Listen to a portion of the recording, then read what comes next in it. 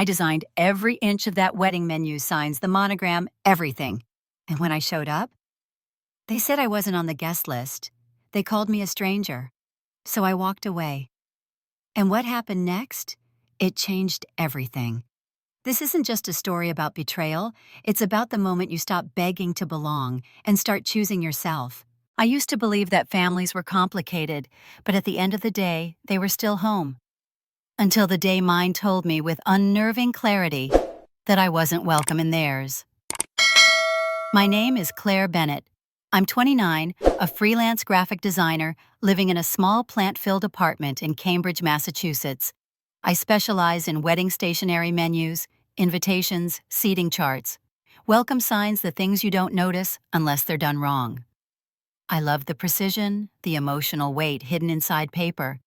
I like making things that say you belong here. Irony.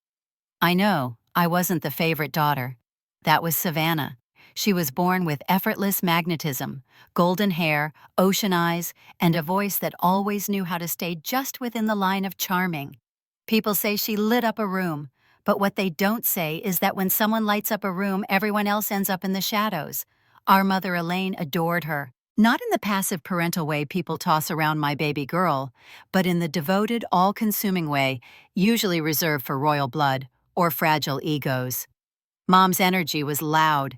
She wore heels at home, carried herself like she was perpetually about to be photographed, and never missed a social event unless someone was dying.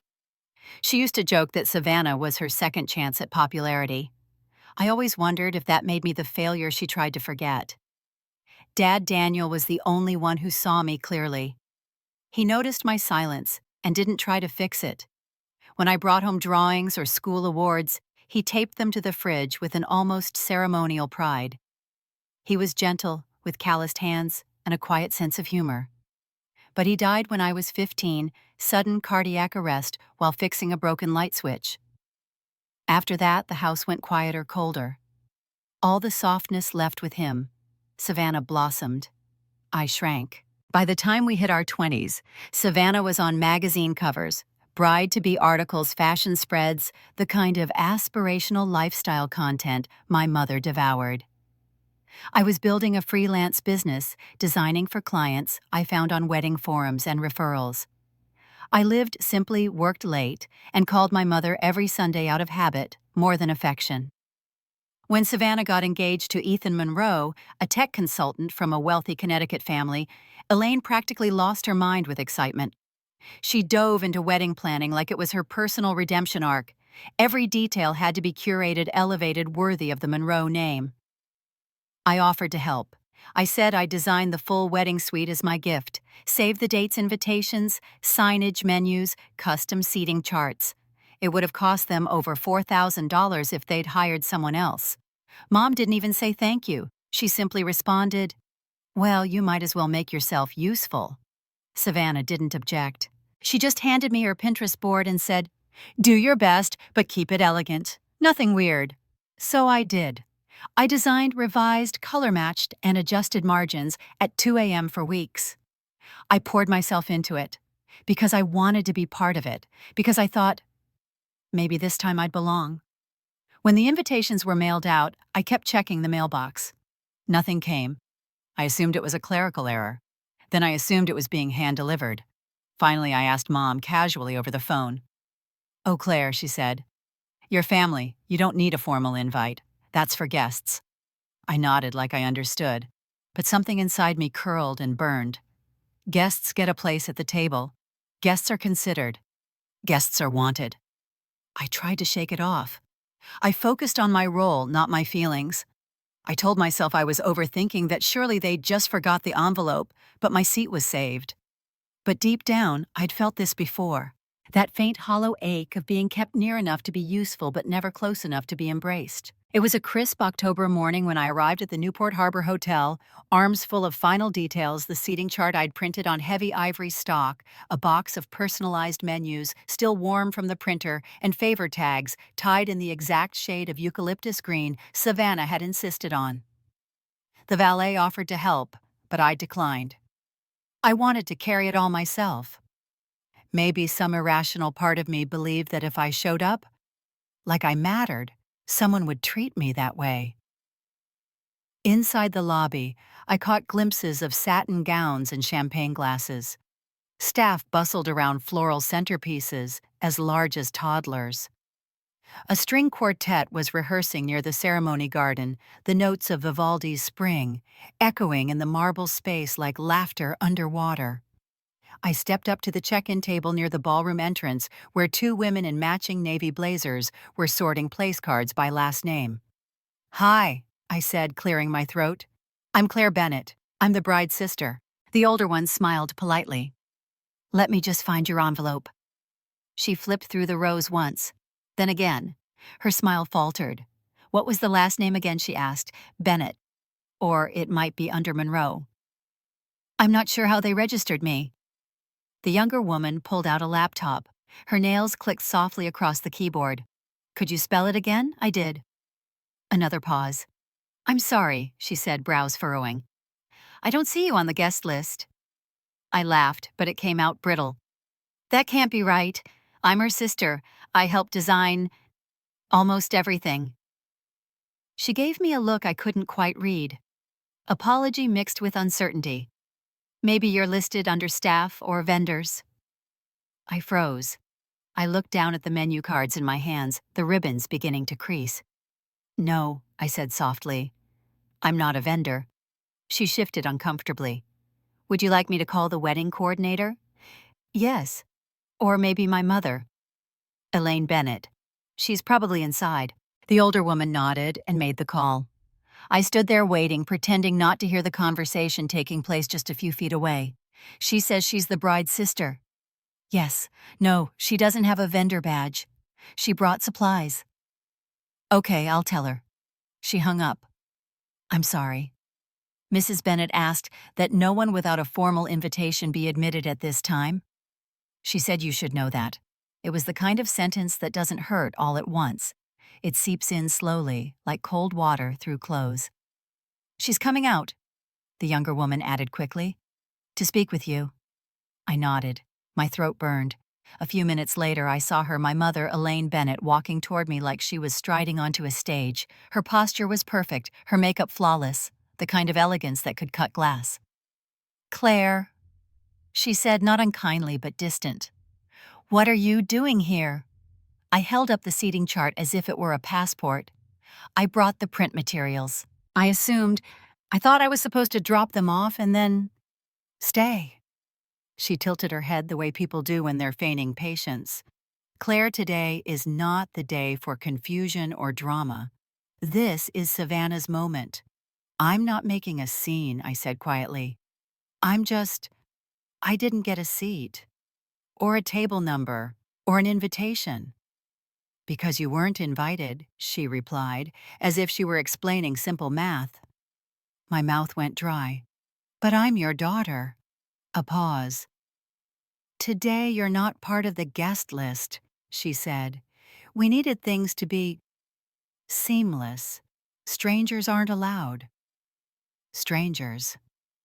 I didn't hear the rest of what she said. My ears were ringing. Somewhere behind her, the quartet had begun to play again. Maybe Canon in D, maybe something else I couldn't tell anymore. The violin hummed against the marble like it was mocking me. I stared at her face, waiting for some twitch of remorse. But there was only calm calculation, like she was reorganizing chairs in her mind, and I simply didn't fit. "You knew I was coming?" I whispered. "You let me design everything. And you knew." She didn't deny it. I blinked hard once, twice. I wouldn't cry here. Not in front of people who only knew me as that woman with the menu cards. Slowly, I placed the seating chart on the check-in table. I straightened the corners, even though my hands were shaking. "You should have just hired a vendor," I said, my voice barely audible. Then I turned and walked out. Past the gleaming floors, past the guests sipping cocktails, past the woman who raised me, but refused to recognize me. The doors opened automatically, releasing me into the cold. The wind off the harbor stung my eyes. Or maybe that was something else. I walked 3 blocks before I let myself cry. I didn't go home after the wedding. I couldn't. Instead, I showed up at Naomi's apartment just past midnight. She opened the door in a faded college sweatshirt, her hair twisted into a bun on top of her head. She didn't ask questions, just stepped aside to let me in. I collapsed onto her couch like something lifeless. For 2 days, I barely moved. I didn't eat. I didn't speak. I didn't cry anymore. The tears had dried into a dull ache behind my eyes. Naomi tried coaxing me with soup playlists, sarcastic jokes, none of it stuck. I lay there wrapped in a throw blanket, replaying everything on loop, the way the receptionist tilted her head. My mother's voice. Strangers aren't allowed. On the second night, around 3:11 a.m., something inside me snapped awake, not with rage, not even with sorrow, just clarity. I sat up, wiped my face, and reached for my laptop. The blue glow of the screen lit the room as I opened my design program, exported my final invoice template, and started typing. I itemized everything: custom logo design, $320, save the dates, $450, main invitations, 3 variations, $980, menus, $620, seating chart layout, $700, favor tags and signage, $830, rush print coordination, $540, delivery and materials, $360, total $4,800, U.S. payment due within 10 business days, late fees apply. I stared at the grand total, a sum that could have covered my rent for 4 months, a sum that I had never planned to charge, a gift I had told myself, a gesture of love. But love, it turned out, had a guest list, and I wasn't on it. I opened my inbox and clicked Compose. Then I wrote, Subject from your vendor, Dear Elaine and Savannah. I hope the event went exactly as you envisioned. Attached is the final invoice for the complete design services rendered over the last 10 weeks. As discussed while I originally offered this as a gift, recent circumstances have made it clear that our relationship is more transactional in nature. Please find the full breakdown attached. I expect payment in full within 10 business days. Feel free to reach out with any questions regarding the line items. I'm happy to clarify as I would for any client. Regards, Claire Bennett. I read it 3 times. Then I hit send. For the first time in days, I exhaled. I closed the laptop gently, not with triumph, but with finality, like placing the last book on a shelf you've outgrown. Naomi padded into the living room moments later, rubbing her eyes. Hey, did I hear typing? I looked up. She was squinting at the glow of my screen. I sent them a bill, I said simply. Her eyes widened. Wait, like an actual invoice? I nodded. She grinned. Holy shit, can I see it? I turned the screen toward her. She skimmed it silently, then looked up. You itemized emotional damage. No, I said. That one's priceless. She laughed, loud, tired, beautiful. Then she sat beside me, pulled the blanket over our legs, and rested her head on my shoulder. After a while, she said softly, I'm proud of you. I didn't answer right away. I stared at the inbox, waiting for that bounce-back email that would tell me they'd blocked me. Or worse, a reply filled with accusations. But nothing came. And maybe that was its own answer. Naomi squeezed my hand. Finally, she whispered, You stood up for yourself. Not with a scream, not with a public scene, but with a PDF and a deadline. The voicemail came on a Wednesday. I was trimming basil in the kitchen when I saw her name flash on my phone screen, Elaine Bennett. The same name that used to fill me with the anxious hope of being invited in. Now it just made me tired. I didn't answer, but I didn't delete it either. It sat there for hours, just a blinking red notification. At 2:04 a.m., I finally pressed play. Claire, I don't know why you're doing this. Her voice was too casual, like she was calling about a misplaced coat. Are you still upset? Look, I know the wedding was complicated, but it wasn't personal. I just wanted everything to go smoothly that day. That's all. And you always take things so seriously. A soft sigh. Fabric rustling. You've always been sensitive, Claire. That's not a bad thing, but it's exhausting sometimes. You read into everything. And Savannah? She needed me. That day was hers. You've always been independent. You don't need hand-holding. Another pause. Her voice dropped as if she were sitting down. I just don't get why you're making a scene about this now. After all these years, I thought you understood the family dynamic. I thought you were okay with it. Click. The message ended there. I stood alone in the kitchen, the basil wilting between my fingers, her words settling around me like cold air. Not once had she said she missed me. Not once had she said she was sorry. Just, you're overreacting, you always have. It wasn't new. That was how she'd raised me in the long shadow of Savannah, in the small print of family love where my name was always on the edge of the page. I walked into the living room. The gallery wall above my couch was a collage of family photos, vacations, birthdays, moments I'd tried to believe were real. I reached up and began taking them down one by one. I didn't rush. I removed each frame with the same quiet resolve of someone disassembling an altar. Then I opened the storage trunk beneath my bed, the one where I kept old letters, holiday cards, and gifts my mother had given me over the years. A silver locket, a birthday book with 2 lines written inside, a ceramic mug from college that said, "Proud of you," but had never been used. I placed each item in a cardboard box gently, but without sentiment. There was no fire, no shouting, just the end of something I had carried too long. I sat on the floor beside the box and played the voicemail one more time. I let every word pass through me without trying to argue with it. You always take things so seriously. Savannah needed me. You don't need hand-holding. And then the most telling line of all, I thought you were okay with it. She had built her piece on the assumption that I would keep swallowing pain indefinitely. She had mistaken silence for acceptance. I picked up my phone and opened the voice memo app. I wasn't planning to send it. I just wanted to hear myself say it. Mom. You wanted that day to go smoothly. You wanted perfection for Savannah, for the photographs, for the Monroes. And you got it. But you didn't choose me. You didn't stand at the entrance and say, "This is my daughter." You didn't defend me when they labeled me a vendor. You didn't even look surprised. You knew I'd come, and you knew I wasn't invited. And still you let me walk away. So this, whatever it is you're trying now, this doesn't work anymore. You didn't choose me that day, and I won't choose you today. I stopped the recording. It was the most peace I'd felt in weeks. Later that morning, I sealed the box with old family keepsakes and slid it into the back of my closet, not thrown away, just out of reach. Sometimes closure doesn't come with a slam or a scream. Sometimes it's the softness of letting go, the quiet grace of no longer hoping someone will change. When I turned off my phone that night, I didn't feel angry. I felt free. The office was smaller than I expected. Not cold or clinical, more like a quiet reading room in someone's well-lived home. Floor-to-ceiling bookshelves lined one wall. A muted area rug covered the hardwood floor, and the chair I sat in was soft enough to sink into, but firm enough that I couldn't disappear. Which was disappointing because I wanted to disappear.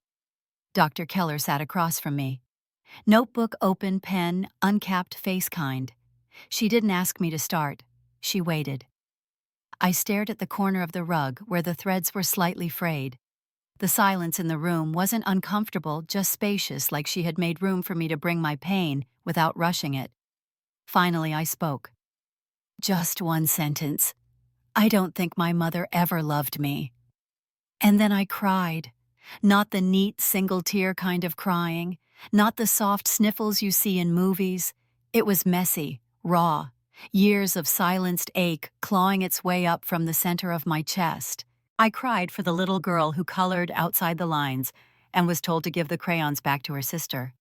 I cried for the teenager who won a statewide art competition and was told Savannah's cheer finals are the same weekend, so we'll be in Atlanta.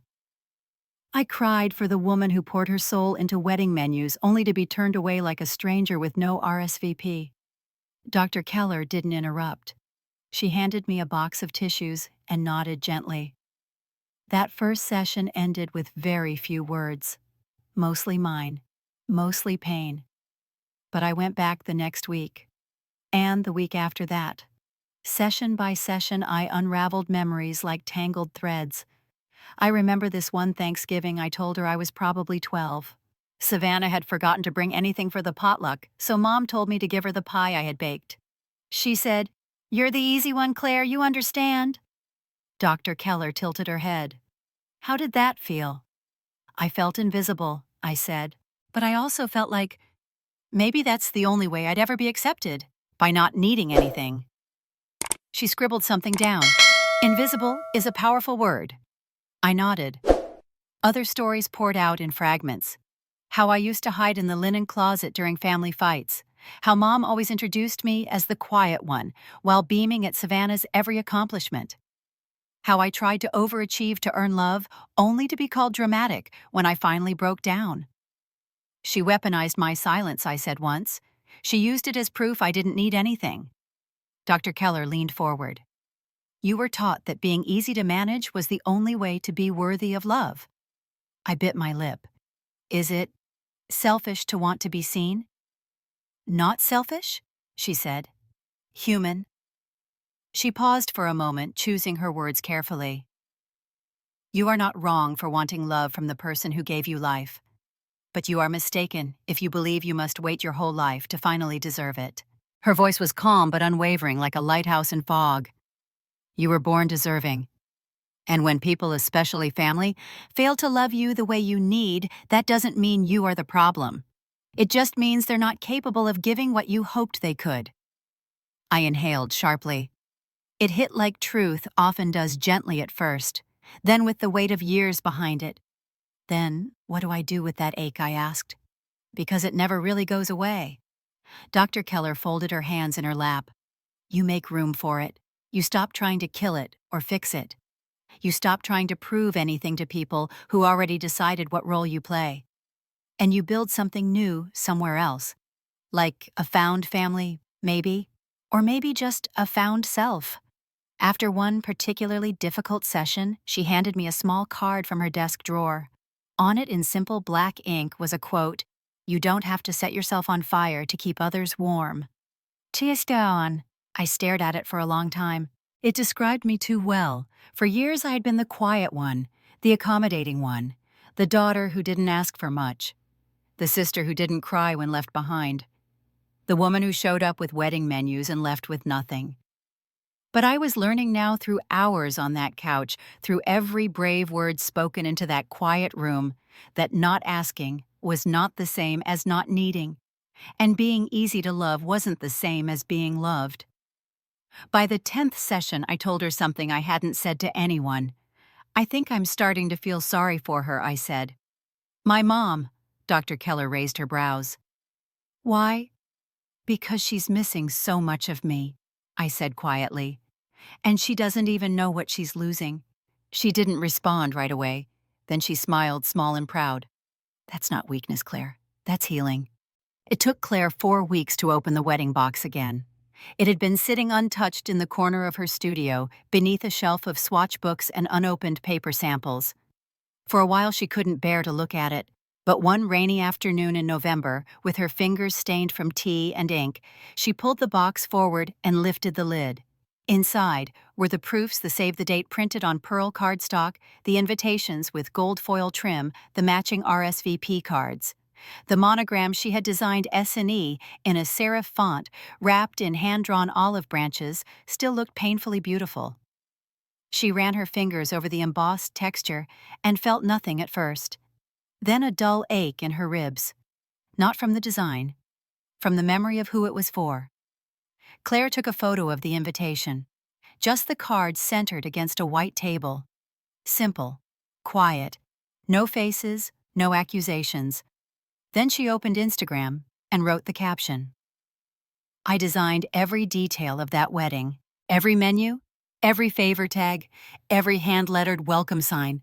I poured hours into making it perfect. But on the actual day, I wasn't allowed in. I wasn't late. I wasn't dressed wrong. I wasn't forgotten. I just wasn't invited. Because in their words, strangers aren't allowed. And that day, I was a stranger.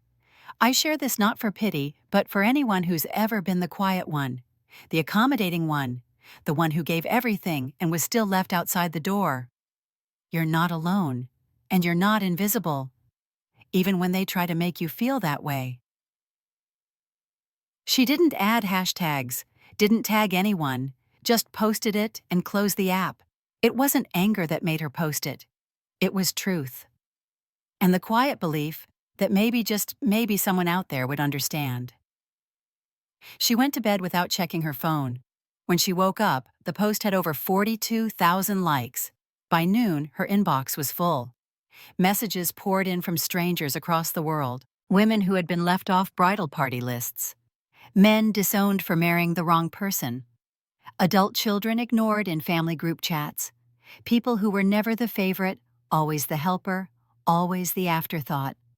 One woman wrote, "They used my money to fund my sister's wedding and then told me I made things uncomfortable by asking for reimbursement.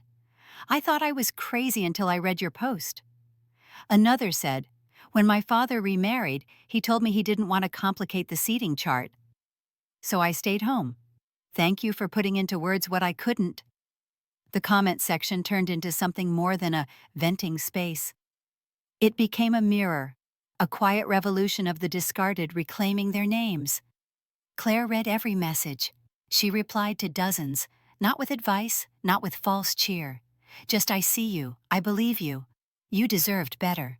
3 days later, she received an email from a digital editor at Her Story, a prominent online publication focused on women's narratives and emotional truth. The subject line read, "Your post moved us, would you share more?" Claire hesitated. She'd never seen herself as a writer. She drew, she designed, she made things beautiful from the background. But now someone was offering her the mic. The email continued, "We think your voice would resonate with so many of our readers. If you're willing, we'd love a personal essay about what happened, what you felt, and how you're moving forward." Working title suggestion: "I didn't lose my family. I lost the illusion that I was ever part of it." The title stopped her breath. It was harsh, but honest. Too honest, maybe. She stared at it for a long time, then whispered to the empty room, "Yes." She wrote the piece over 2 nights. It wasn't polished. It didn't follow any perfect structure. It wasn't even fully linear. But it was raw, and hers. She wrote about being the easy child, the one praised for not needing too much. She wrote about the ache of being useful but not wanted. She wrote about the wedding, the email, the voicemail, the therapy sessions, where she finally admitted that love withheld can wound as deeply as violence. The piece closed with this line: "I didn't walk away from my family. I walked toward myself, toward the version of me that no longer begs to be chosen." When Her Story published it a week later, it went viral again. She was flooded with invitations to speak, to share, to join panels on emotional boundaries and found family. But Claire didn't say yes to all of them.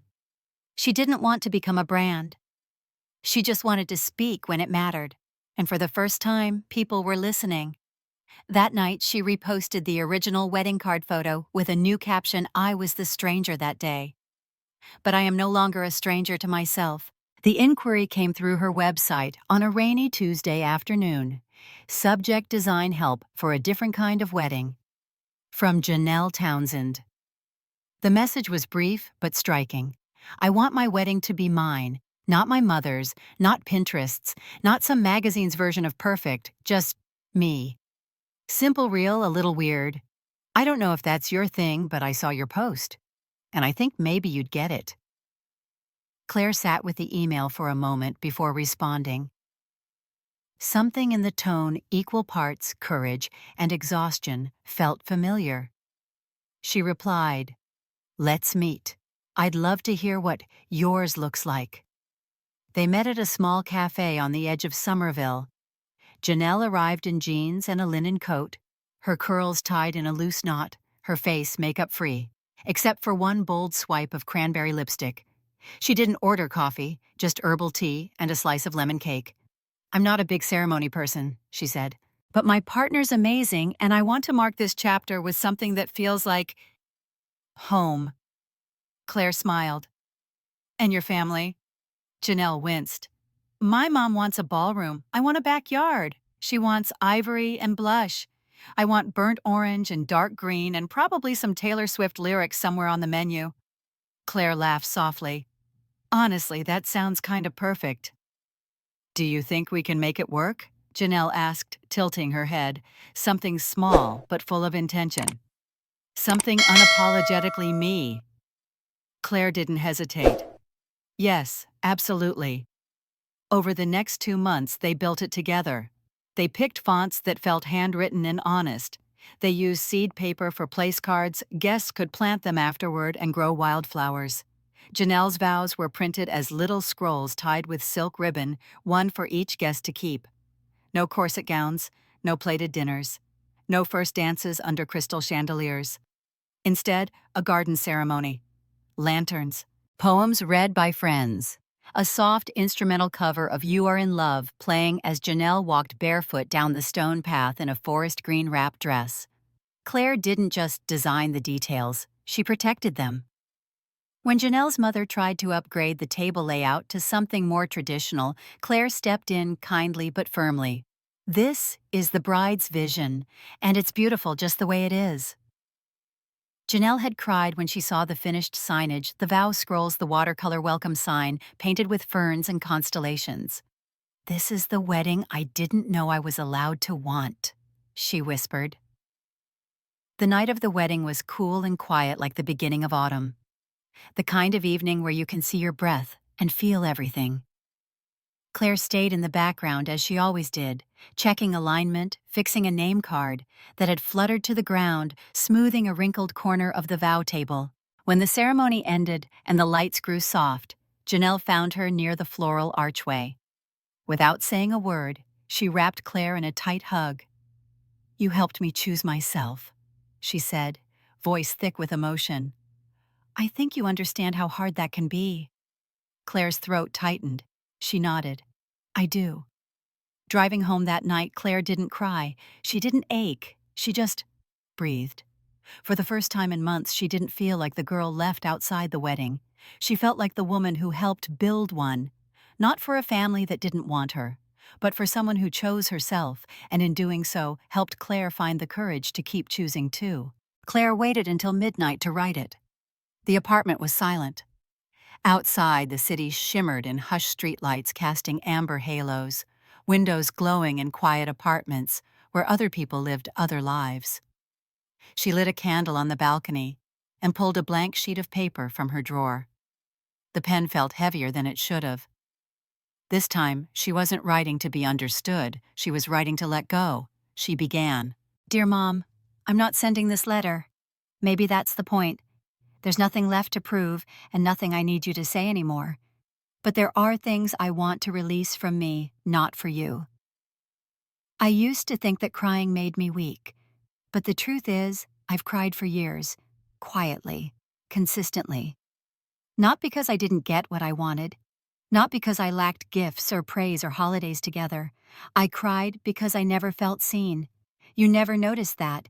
You never noticed that I was always the one standing at the edge of the room, waiting to be pulled in. You never saw that I made myself small so Savannah could shine. You told me I was easy, that I understood, that I didn't need. But I did. I needed you to notice, to ask, to choose me. And when you didn't, I learned to become my own silence. You called me sensitive, dramatic, too emotional. But sensitivity isn't the problem. Silence is.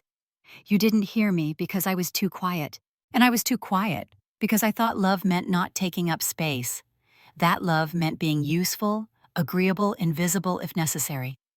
I don't believe that anymore. I've stopped crying now, not because the ache is gone, but because it no longer controls me. Something shifted.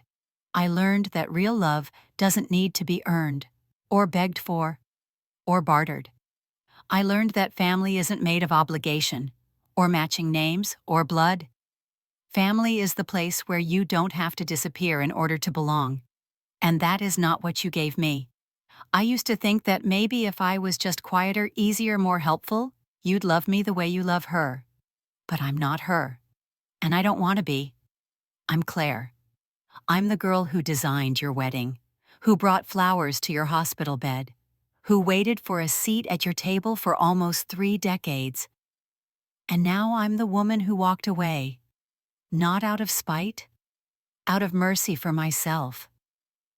I didn't lose a mother. I lost the illusion of one. And with that loss came freedom. Freedom to feel fully, to speak gently and still be heard, to build my own name, my own family, my own story. So, no, I'm not sending this letter, because I don't need you to read it to make it true. Goodbye, Mom. Claire. She signed her name in the same script she used for vow cards and menu tags, but this wasn't design. This was something far more permanent. She folded the letter once, then again. She stepped out onto the balcony where the candle flickered against the night. She held the letter to the flame. For a second it refused to catch. Then slowly, the edges curled. The ink bled. The words twisted upward in ash. She watched the smoke rise gray ribbons unraveling into the dark sky. No anger, no revenge, just release. The last of it floated out into the wind, joining the night, like a secret finally let go. Claire leaned against the railing, the cool air brushing her skin. She wasn't empty. She was whole. And this time, she wasn't waiting to be chosen. She had already chosen herself. Claire had never hosted a Thanksgiving before. In her family, holidays had always belonged to her mother, choreographed with obsessive precision, the golden place cards, the monogram napkins, the roast carved exactly at 6:00 p.m. Claire's role was to help stay quiet and not disrupt the picture. But this year was different. This year, the picture was hers. She spent the morning barefoot in her kitchen sleeves, rolled up jazz, humming low from the speaker by the window. The table was mismatched borrowed chairs, secondhand plates, wine glasses that didn't match, but sparkled just the same. There were no gold-foiled invitations, no floral centerpieces arranged by professionals, just warm bread, candles in mason jars, a roast chicken that was slightly overcooked but made the whole apartment smell like memory. And people, her people. Naomi arrived first, carrying a bottle of red and 2 pies she swore she didn't bake herself. "I bought them from the fancy bakery so you'd think I tried," she said, grinning as she hugged Claire tightly. Then came Janelle and her wife, laughing as they kicked off their boots and handed Claire a stack of vinyl records. "We thought music should be part of the meal," Janelle said. "You can't be full without good sound." Jason showed up a little late, camera slung across his chest, his curls tied back, a dish of garlic mashed potatoes in one hand and a tiny cactus in the other. "For your window," he said. "It doesn't need much to survive. Like us." 2 of Claire's former clients, Eliza and Marcus, arrived together with a bottle of bourbon and a homemade cranberry sauce that would end up being everyone's favorite. There were only 8 of them total. No blood relatives, no place cards, no need to explain herself. Just chosen people carrying dishes and stories and laughter into her small living room like it was the most natural thing in the world. At the table, there were no toasts, no formal blessings. Just forks clinking against plates, a few quiet s, and the sound of Naomi mock yelling, "Who took the last of the mac and cheese?" "That was mine." Claire laughed. She looked around the table, and for a moment, she didn't feel like the person who had been left out of a wedding. She didn't feel like someone missing a mother or a sister. She felt full. After dinner, they sat on the floor with blankets and coffee mugs, trading stories and flipping through Jason's camera roll.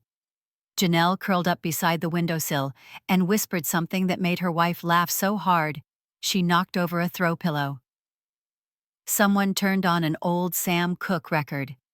The music crackled softly like a warm fire. Claire sat back, legs tucked beneath her, sipping wine from a chipped ceramic mug, the kind of mug that didn't match anything and yet somehow belonged perfectly here. And in that soft, golden silence between songs, she felt it. This is home. Later that night, after everyone had gone and the dishes were stacked in the sink, Claire stood on the balcony again. The same balcony where months earlier she had burned her letter to her mother and watched the ashes vanish into the night. But this time there was no letting go.